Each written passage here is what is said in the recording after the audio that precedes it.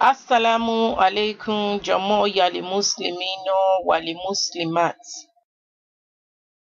Rabila Tekilini Ilahad, a very good daily supplication for both morning and evening.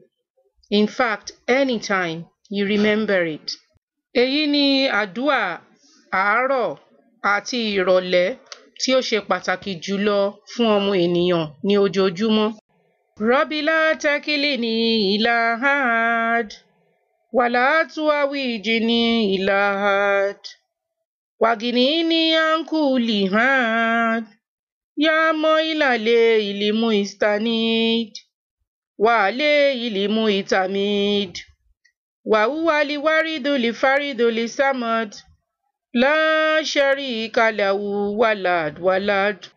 Kuth biyadil minon dolali la rashidin, wa najina min kulli dikin wa nakudin.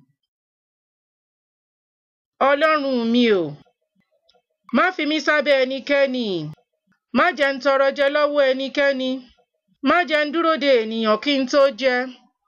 Ọlọ́run mi o, ọba tí gbogbo ayé ń ké pè, ọba tó so gbogbo ayé pọ̀, ọba tí ò lẹ́dà, ọba títí ayé, ọba tó tó, ọba tá a ṣẹ̀dá tí ń ṣẹ̀dá ènìyàn, ọba tí ò lẹ́gbẹ́, tí ò bímọ, tẹ́nìkan ò bí.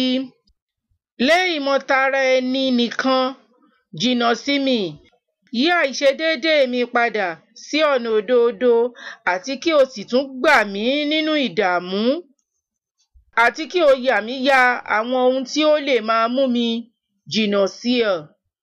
Àmín. Oh my Lord, make me not a burden on anyone.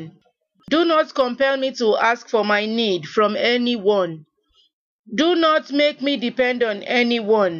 O Allah, whom all voice cry unto, to whom everyone is attached, who is unique, eternal, absolute, the uncaused, caused of beings, who has no associate, nor begets a son.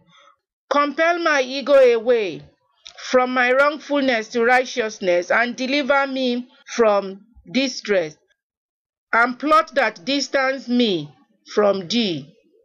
Àmín.